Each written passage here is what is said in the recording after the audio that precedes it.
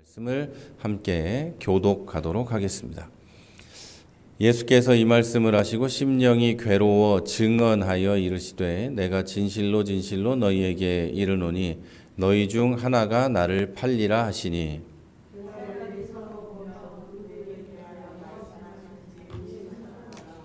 예수의 제자 중 하나 곧 그가 사랑하시는 자가 예수의 품에 의지하여 누웠는지라.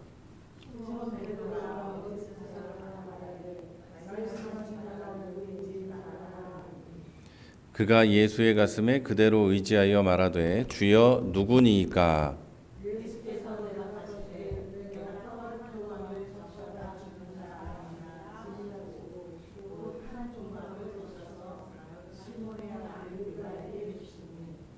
조각을 받은 후 곧 사탄이 그 속에 들어간지라. 이에 예수께서 유다에게 이르시되 내가 하는 일을 속히 하라 하시니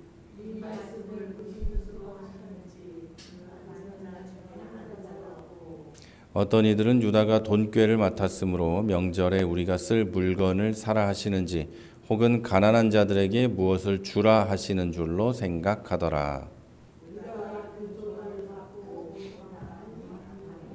아멘.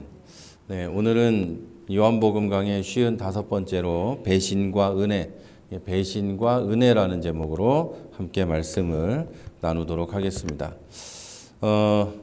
세상을 우리가 살아가고 있는데요. 우리가 겪는 인생 가운데 겪는 충격적이고 고통스러운 일들 가운데 가장 예상하지 못하는 그 고통은 사랑하는 사람에게 배신을 당하는 것이라고 할 수 있습니다.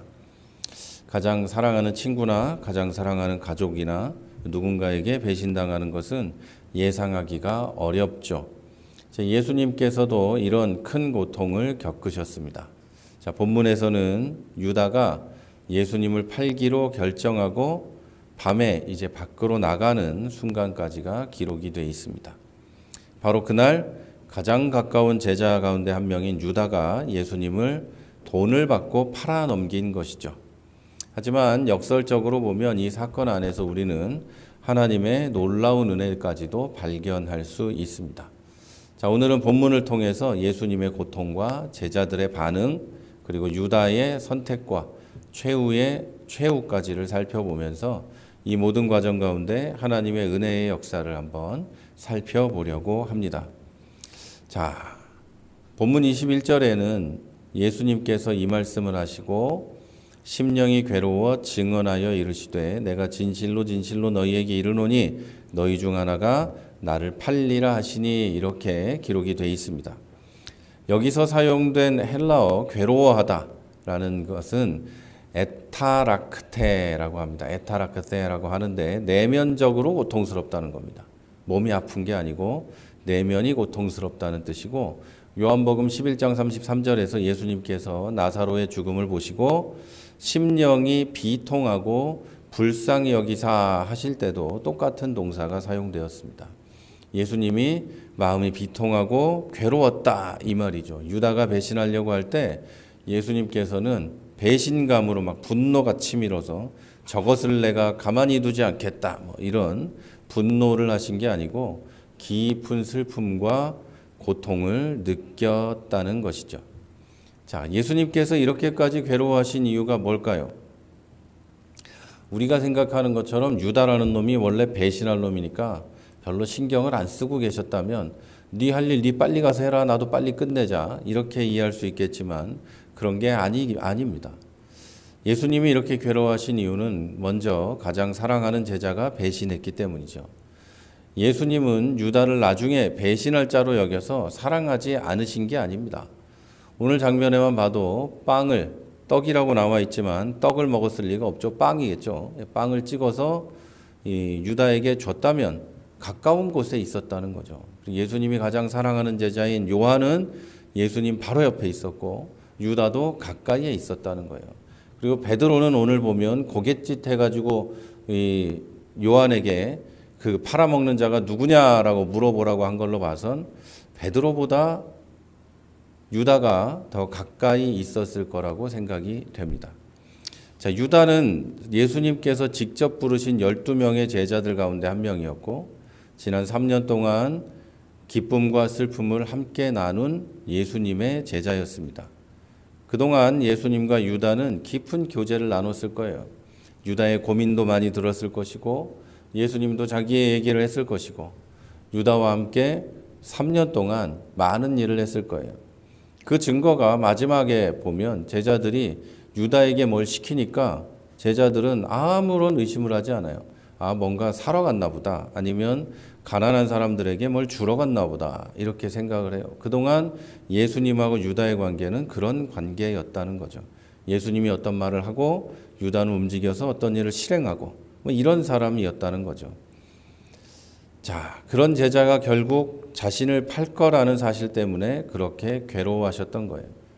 그러니까 배신감에 불타서 괴로운 게 아니라 그런 제자가 나를 팔고 이제 나아가 영원히 멸망에 이르게 될 것을 아셨기 때문에 고통스러워 하셨다는 거죠.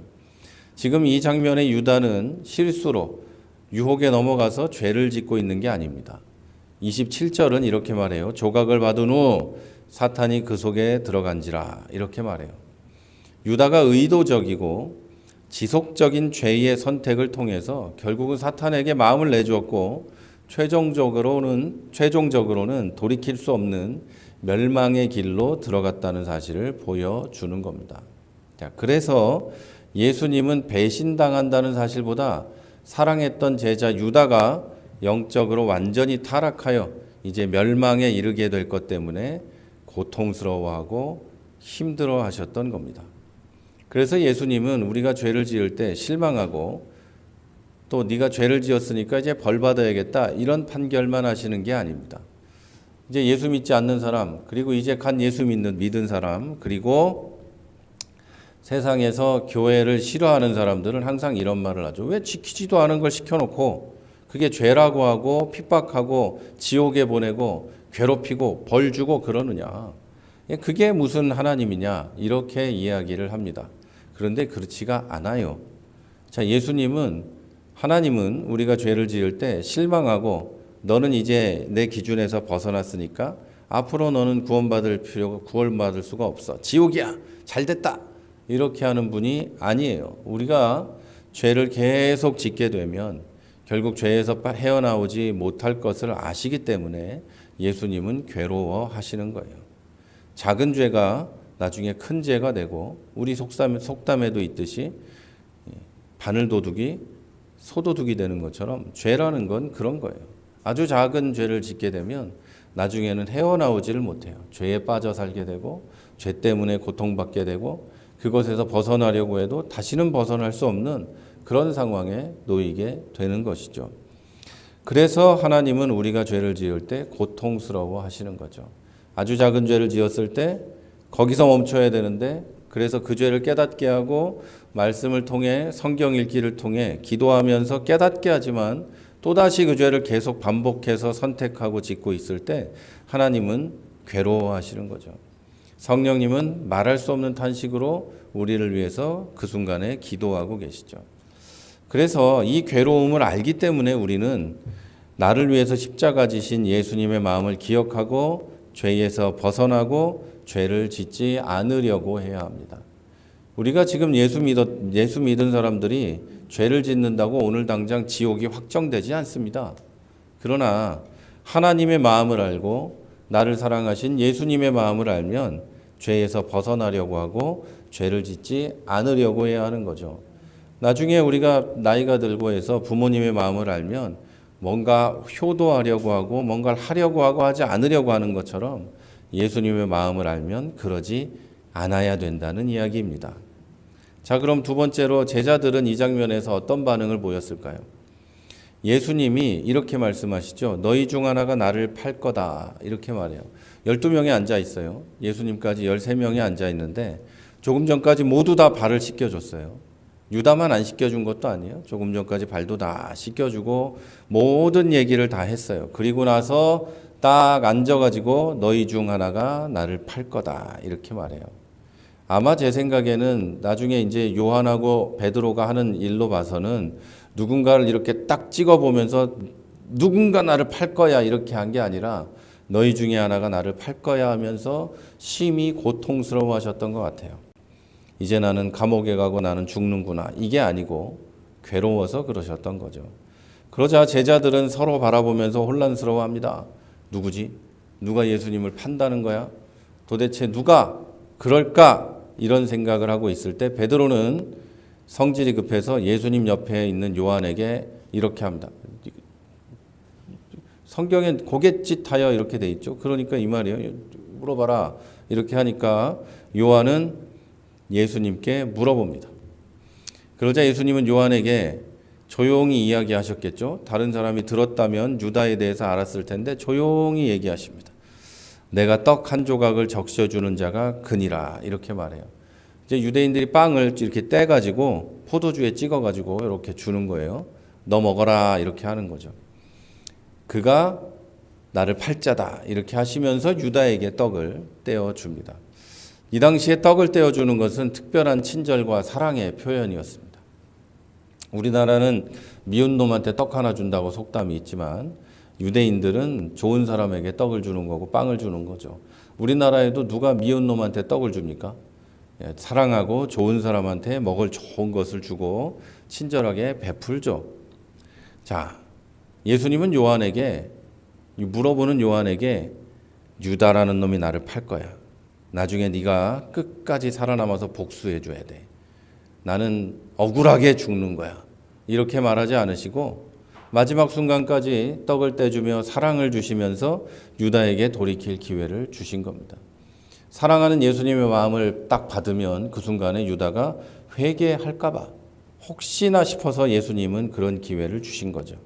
그럼에도 유다는 완전히 사탄의 도구가 되고 맙니다. 자, 그런데 요한은 유다가 예수님을 배신할 것을 알았는데 이제 알았죠. 딱 그 순간에. 그런데도 그냥 뒀을까요? 예수님 팔러 나가는 것 뻔히 알았잖아요. 그런데 예수님을 그렇게 사랑한다는 요한은 왜 유다가 나갈 때 가만히 놔뒀을까요? 그리고 나머지 제자들은 조금 전에 예수님이 너희 중에 하나가 나를 팔 것이다 이렇게 말하는 것을 들었음에도 왜 갑자기 밖으로 나가는 유다를 의심하지 않았을까요? 왜 말리지 않았을까요? 베드로는 유다인 걸 알았을 텐데 왜 베드로는 유다를 말리지 않았을까요? 한 번도 궁금한 적이 없죠. 한 번도 안 궁금하셨을 거예요. 저도 설교를 준비하면서 궁금해졌어요. 왜 안 말렸을까?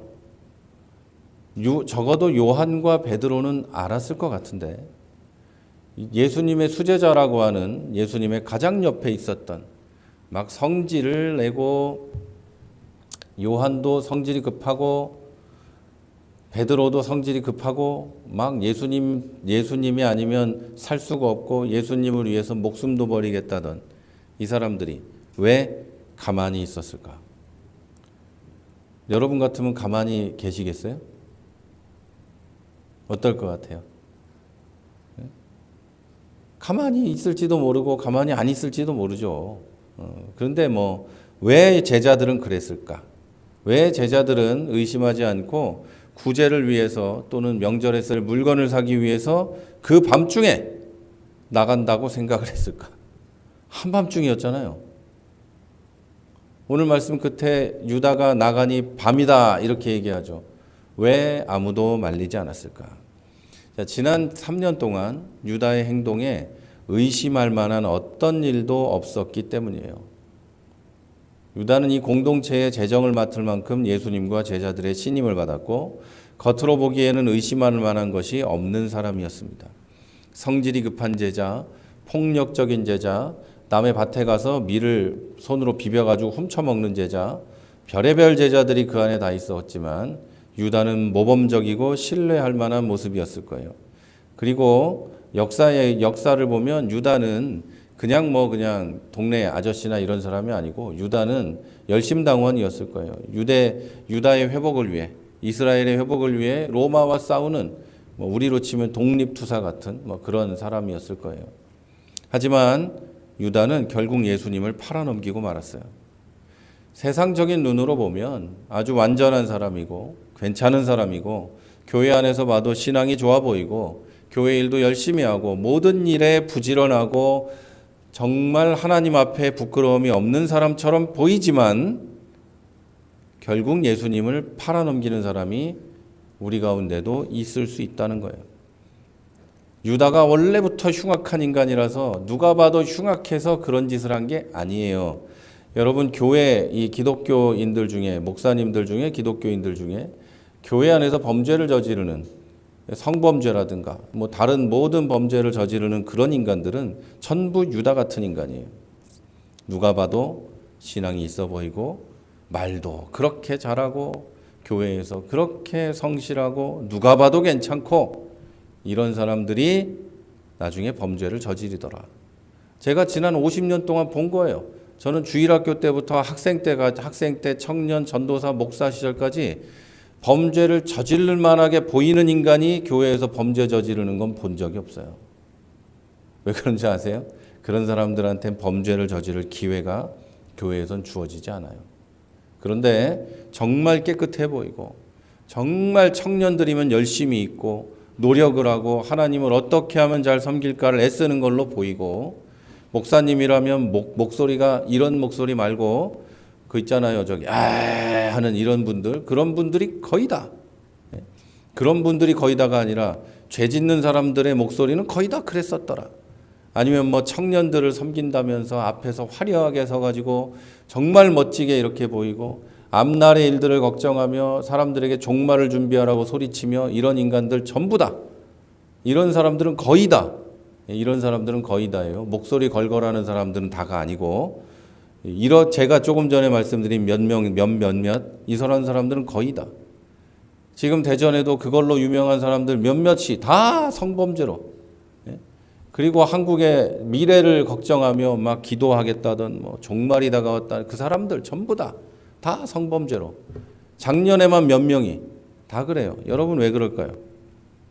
겉으로 보기에는 멀쩡해 보이고 하나님 앞에 완전하고 온전해 보이지만 실제로 그 사람들은 예수를 믿은 게 아니라 마귀에게 자기를 팔아넘기고 예수를 팔고 있었던 거예요. 은 30에 판 게 아니라 훨씬 더 많은 돈으로 자기 입에서 나오고 행동에서 나오는 예수를 팔고 있었던 거예요. 그리고 실제로 자기는 마귀에게 영혼을 팔아버리고 이게 유다였어요, 여러분. 오늘날도 마찬가지로 겉으로 의심할 여지 없이 모범적인 기독교인도 반드시 참된 기독교인이라고 볼 수는 없습니다. 참된 기독교인은 겉모습이나 평판이 아니라 중심의 믿음, 중심에서 하나님을 얼마나 순종하는지 이게 중요한 겁니다. 그래서 저는 우리 모두 겉이 아니라 내 중심을, 내 속을 믿음과 순종으로 채우는 진짜 기독교인들이 되시기를 바랍니다. 자, 이제 유다의 선택과 최후를 살펴봅니다. 이제 한 가지 중요하고 궁금한 것이 있어요. 유다는 왜 이렇게 됐을까? 처음에는 안 그랬을 수도 있는데 유다는 왜 이리 됐을까? 유다가 사탄에게 마음을 내주고 멸망의 길로 가게 된 과정은 악한 일을 선택하기를 반복하면서 점진적으로 죄가 누적되었기 때문입니다. 자, 요한복음 14장 6절에서 12장 4절에서 6절에는 이렇게 기록되어 있습니다. 제자 중 하나로서 예수를 잡아줄 가룟 유다가 말하되 이 향유를 어찌하여 300데나리온에 팔아 가난한 자들에게 주지 아니하였느냐 하니 이렇게 말함은 가난한 자들을 생각함이 아니요 그는 도둑이라 돈꾀를 맞고 거기 넣는 것을 훔쳐 가미러라 이렇게 기록되어 있어요. 유다는 항상 가난한 자들을 위하는 척했지만 자기 공동체에 돈꾀를 맡아놓고 도둑질하고 훔치고 자기가 유용하는 자였어요. 처음에는 100원이었겠죠. 그 다음에는 500원이었겠죠.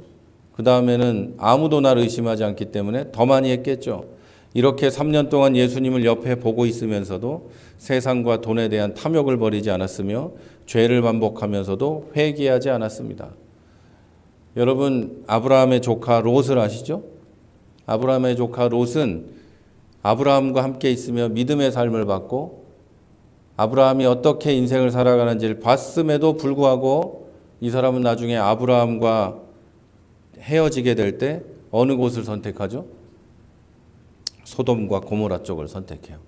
야, 저쪽은 뭔가 있어 보이고 좋아. 다른 게 아니고 그저 그게 있어 보여서. 조카라는 인간이 조금만 버릇이 있었다면, 조금만 어른을 생각했다면 자기가 그쪽이 아니라 반대쪽을 선택했겠죠. 개척해야 되고 힘들어야 되고 그런 곳을 선택했겠죠. 그러나 전혀 그러지 않고 좋아 보이는 땅 쪽을 선택합니다. 그런데 이 롯이 소돔과 고모라에 하루아침에 들어갔을까요? 그렇지 않았어요. 점점 소돔과 고모라로 이주를 해가기 시작합니다. 이사를 해가요. 점점 해서 소돔과 고모라, 소돔 땅에 들어가게 되고, 나중에 소돔을 하나님이 멸망할 때 그곳에 천사가 와서 봤더니 롯이 하는 짓을 보세요. 롯의 집 주변에 동네 사람들이 와서 우리가 그를 상관하리라 얘기해요. 천사들을 겁탈하겠다는 거죠. 그러자 롯이 안 된다고 하면서 뭐라 그래요? 나에게는 결혼하지 않은 딸이 있다. 니네가 마음대로 해라. 이렇게 말해요. 이런 인간이란 말이에요. 이런 인간. 이게 말이나 되겠냐고요. 목숨을 걸고 우리 집에 온 손님과 딸을 지키는 게 아니라 이제 마음대로 해라. 이렇게 해요. 이게 소돔과 고모라의 문화였어요. 문화. 원래 그 사람들은 그랬다. 그런데 롯은 원래 그랬을까요? 아니죠. 점차 롯이 변한 거예요. 그리고 롯은 어떤 위치에 올라갔죠? 롯이 성문에 앉아 있었다 그랬어요. 그럼 뭐예요? 그 성에서 굉장히 높은 사람이라는 거예요. 굉장히 높은 사람. 시장급의 높은 사람이 되었어요. 그럼 어떻게 됐을까요? 당신들 이런 짓 하면 죄야. 당신들 이렇게 사면 죽어. 하나님이 심판할 거야. 큰일 나. 범죄야. 라고 했으면 롯이 그 높은 자리에 올라갔을까요? 전혀 그럴 리가 없죠. 자, 여러분, 그렇게 하면 괜찮은 거예요. 다 괜찮아요. 이봐요, 우리 얼마나 잘 살아요. 우리가 믿는 신께서 우리를 축복해 줄 거예요. 이랬겠지. 당연히 그랬겠죠. 그리고 롯은 거기서 그 높은 자리에 올라가게 된 거예요. 세상 문화가 타락하면 타락할수록, 세상의 이 세태가 타락하면 타락할수록 그곳에 높은 자리에 올라가는 사람은 다 그런 사람들이에요. 그걸 인정했기 때문에, 그것을 좋아했기 때문에, 그것을 좋아하는 사람들이 그를 높은 자리에 올리게 되는 거예요. 자, 여러분, 유다도 똑같아요. 소돔과 고모라가 그렇게 멸망한 것처럼 결국 롯은 하나님이 살리셨지만 소돔과 고모라가 그렇게 멸망한 것처럼 유다도 그렇게 멸망하는 거예요. 죄를 반복하면서 점점 큰 죄를 짓게 되고 회개하지 않게 되는 거예요. 결국 예수님을 그냥 가서 밀고 한 게 아니라 돈 받고 팔잖아요. 돈 받고 팔아요. 노예 한 명 정도 되는 가격으로 돈 받고 팔아요. 자기 선생님을. 돈 때문에 무슨 짓이든지 하는 인간이 되어버렸다. 그 순간에. 이게 중요한 거예요. 그냥 예수님이 여기 있다 밀고 한 게 아니에요. 가서 예수가 어떤 말을 했는지, 그동안 유대인과 유대교에 대해서 어떤 말을 했는지, 종교 지도자들에 대해서 어떤 말을 했는지 다 밀고 하고 돈을 받아서 팔았을 거예요. 그리고 예수가 그동안 국가 전복을 어떻게 꿈꿨는지 이런 말도 다 가서 했을 거예요. 국가 전복을 하려는 게 아닌데 한마디 한마디를 이렇게 잡아가지고 예수가 이런 말을 했다. 유대인의 왕이라고 했다. 자기가 왕이라더라. 이런 말을 가서 했을 거예요. 그리고 군사들이 와서 잡아갈 수 있게 한 거죠. 유다가 가서 예수님이 여기 있어요만 했을 것 같아요? 그랬을 리가. 유다와 유대인들은, 유대교 지도자들은 그 전에 짰어요. 돈 받고 팔기로 하고 짤 때 이런 말들을 다 주고받고 증인이 되었을 거예요. 증인이. 여러분, 그래도 회개하지 않았어요. 나아가서 누가복음 22장 3절에서 6절에는 12 중에 하나인 가룟딘이라 부르는 유다에게 사탄이 들어가니 이에 유다가 대제사장들과 성전 경비대장들에게 가서 예수를 넘겨줄 방도를 의논하매. 여기 가서 어떻게 예수님을 넘겨줄까 의논해요. 언제 내가 어디에서 이렇게 해가지고 이 암호를 해가지고 이렇게 줄게, 이것만 한 게 아닐 거예요. 예수가 이런 죄가 있고 이런 죄가 있으니까 반드시 잡아가야 돼. 이랬어 했겠죠. 유대교 지도자들에도 명분이 있어야 될 거 아니에요. 당연히 그래야죠. 로마인들에게도 이야기할 명분이 있어야 되겠죠. 그랬더니 대제사장들과 성전 경비대장들이 기뻐하며 돈을 주기로 약속했다. 그러자 유다가 그것을 허락하고 예수를 무리가 없을 때 넘겨줄 기회를 찾더라. 그러니까 수많은 사람들이 없고 제자들만 몇 명이 있을 때 넘겨줄 기회를 찾고 있었어요. 그게 최후의 만찬 하던 그 마지막 날 밤이었어요. 여기서는 뭐라고 얘기하죠? 누가복음 22장에서는 사탄이 그에게 들어갔다. 유다가 세상과 돈에 집착하는 동안 사탄은 그의 마음을 조금씩 사로잡고 결국은 예수님의 제자가 예수님을 배신하도록 이끌기 시작했다는 거예요. 하지만 여러분 여기서 잘 보셔야 될 건 사탄이 유다의 마음을 조종해서 강제로 예수님을 팔도록 한 것이 아니라 유다의 탐욕과 범죄가 사탄에게 틈을 준 거예요. 이런 과정을 거쳐서 오늘 본문에 와서 보면 27절에서 조각을 받은 후 사탄이 그 속에 들어간지라 이렇게 말해요. 결국 사탄이 그 속에 들어가서 완전히 사탄의 지배에 놓이게 됩니다. 이전에는 사탄으로 인해서 대제사장들과 성전 경비대장들에게 가서 예수를 넘겨줄 방법을 의논하는 정도였다면 이제는 인격과 결정 자체가 사탄의 지배를 받아서 예수를 팔아넘기기로 결단한 거예요. 이제 결단하고 실행에 옮기는 과정에 된 거죠. 여기서 예수님께서 네가 하는 일을 속히 하라고 하셨어요. 자, 이제 빵을 포도주에 적셔져 주고 나서 예수님이 곧바로 말씀하시죠. 네가 할 일을 빨리 해라. 이제는 예수님이 아신 거죠. 유다는 다시 돌이킬 수 없다. 이제 유다가 회개하지 못한다. 이해는 회개하지 않는다라는 것을 아신 거죠. 이렇게 유다는 사탄에게 마음을 내어주었고 결국 멸망의 길을 선택했습니다. 여기에 더해서 예수님을 배신하고도 참된 회개를 하지 못하고 절망 속에서 비극적인 최후를 맞이합니다. 마태복음 27장 3절에서 5절에 보면 그때에 예수를 판 유다가 그의 정죄됨을 보고 예수님이 정죄되고 예수님이 죄를 받고 이제 자기 때문에 나의 선생님이었던 예수님이 이제 정죄된다. 이제 사형으로 확정되고 그것을 보고 뉘우칩니다. 뉘우쳐서 그 은 30을 대제사장들과 장로들에게 도로 갖다 주며 이르되 내가 무죄한 피를 팔고 죄를 범하였도다 하니 대제사장들과 장로들이 이렇게 말해요.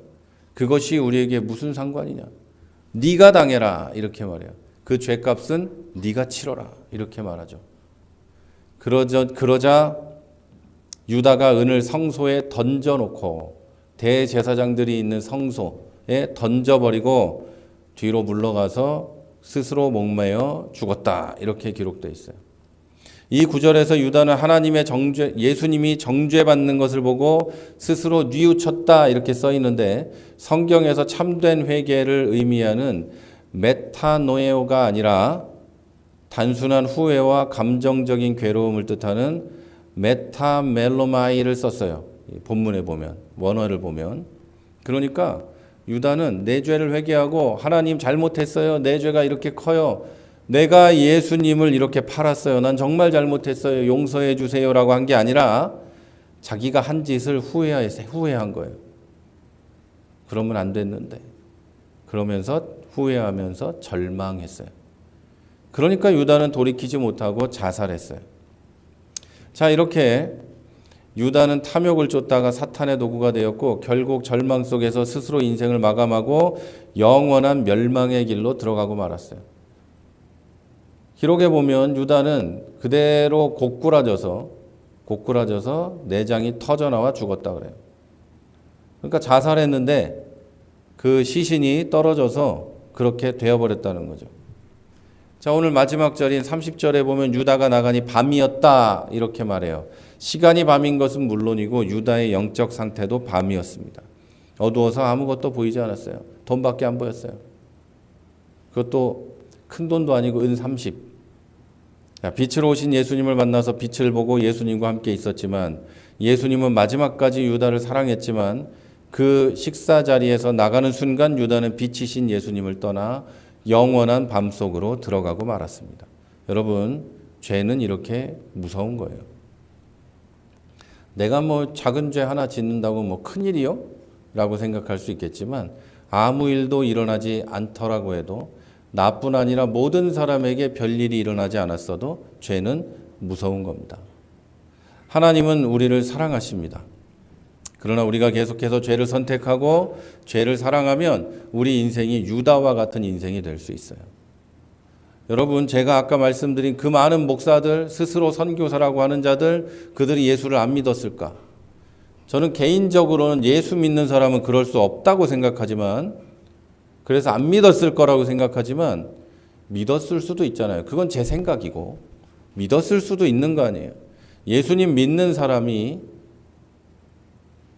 하나님의 부르심을 받고 구원을 받은 사람이 유다와 같이 불행하고 파멸적인 인생을 살 수 있는 것은 오직 죄 때문이에요. 하나님이 원하는 것에 순종하는 게 아니라 죄를 선택하기 때문이에요. 하나님이 싫어하는 것, 성경이 하지 말라고 하는 것, 하나님이 원하지 않는 것, 이걸 선택하고 하나님이 원하는 건 선택하지 않는 거예요. 사람들에게 헌금을 많이 내라, 많이 내라, 많이 내면 복 받는다 이래놓고 자기가 다 가져가고, 외국에 집을 몇 채씩 사고 한국에 집을 몇 채씩 사는 목사들이 얼마나 많은지 몰라요. 여러분, 한두 명이 아니에요. 한두 명이 아니에요. 안 걸린 사람이 더 많아요.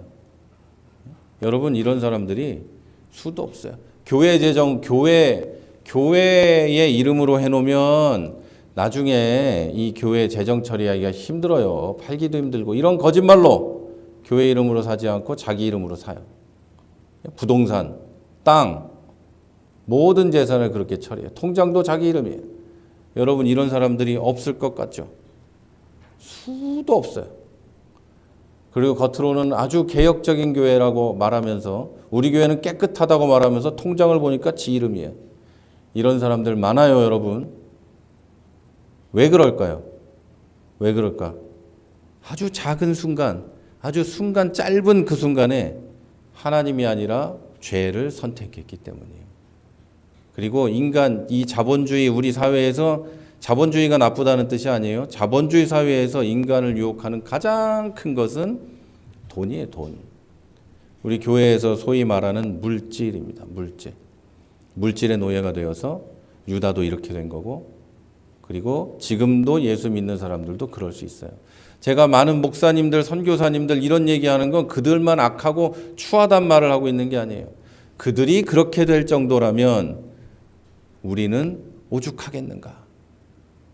그렇게 깨끗해 보이고 그렇게 멋져 보이고 훌륭하게 보이는 예수 믿는 분들이 그렇게 될 수 있다면 우리는 그럴 가능성이 없는가? 이걸 생각해 봐야죠. 여러분도 자기를 돌아보시기 바랍니다. 사실 우리 교회, 저는 그럴 가능성이 별로 없어요. 별로 없어요. 가져갈 돈이 없어요. 그렇기 때문에 유혹에 시달릴 일이 없어요. 하지만 유혹에 시달리는 사람은 많이 있어요. 수도 없어요. 하나님의 것을 하나님의 것이라고 하지 않고 내 것이라고 주장하며 내 마음대로 살아가면 유다같이 됩니다. 여러분, 이미 구원받아 하나님의 자녀가 된 여러분은 죄를 가볍게 여기지 마십시오. 유다와 같이 파국을 맞기 전에 회개하고 돌아서야 됩니다. 아주 작은 죄가 결국은 죄악에 물든 삶을 살게 하고 죄에 빠져 유다처럼 인생을 마감하게 될 수도 있어요. 여러분, 오늘 말씀을 통해서 우리는 두 가지 중요한 사실을 알게 됐습니다. 첫째, 사실은 죄를 반복하면 결국 사탄의 도구로 사용될 수도 있다는 거예요. 예수 믿는 사람도 죄를 반복하면 사탄이 사용하는 도구가 될 수 있어요. 유다는 결국 돌이킬 수 없는 상태에 빠졌고 사탄의 도구가 됐습니다. 처음에는 작은 죄로 시작했지만 점점 우리의 마음을 악하고 무디게 만드는 게 바로 죄입니다.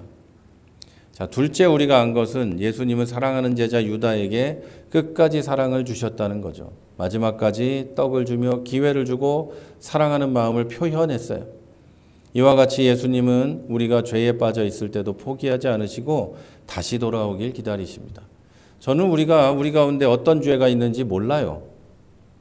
한 사람 한 사람이 어떤 죄를 짓고 있는지 전혀 알 수가 없어요.